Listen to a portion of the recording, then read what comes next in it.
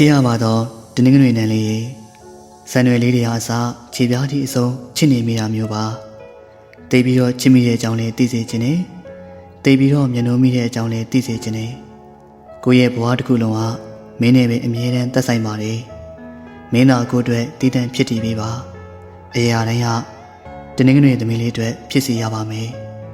မျက်လုံးဝိုင်းဝိုင်းနဲ့နှကန်းပပနဲ့ကောင်းပါလေသူမလေးလှတယ်ဆိုတာထက်ပိုပြီးတော့ချစ်စရာကောင်းတယ်ဆိုရင်မှန်လိမ့်မယ်။သူမမှာနှစ်လိုဝယ်ရာပြုံးလေးတွေရှိတယ်။နှခါပြန်ငေးကြည့်ရတဲ့အလှမဟုတ်ပေမဲ့ဒစိမ့်စိမ့်ကြည့်နေရင်တော့ယူမသွားတဲ့အလှမျိုးပိုင်ဆိုင်ထားတဲ့သူလေးပေါ့။ပျော်ပျော်နေတတ်ပြီးတော့စိတ်ညစ်စရာတွေဘာမှမရှိသလိုဟန်ဆောင်တတ်ပေမဲ့လည်းဘာမဟုတ်တဲ့အရာလေးနဲ့မျက်ရည်တွေကျကျနေတတ်တယ်။ဒီလောကလုံးပက်ပြီးတော့စိတ်ကောင်းနေတတ်ပေမဲ့အချင်းကြကြလည်းစိတ်မကောက်တတ်ပြန်ဘူး။တနင်္ဂနွေသမီးလေးကိုကြည့်ရတာလေ။တခါတလေဆိုရင်ကလေးတယောက်ကိုလိုက်ပြီးတော့ထိနေရတယ်လို့အများကြီးလေးချော်ရတယ်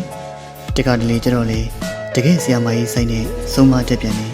ဒါပေမဲ့လည်းချွင်းချက်မရှိအကြောင်းပြချက်မရှိချစ်တယ်အကြောင်းပြချက်ပေးကိုပေးရမယ်ဆိုရင်ကိုချစ်တယ်ဆိုတဲ့အကြောင်းပြချက်လေးဟာရိုးရှင်းပါတယ်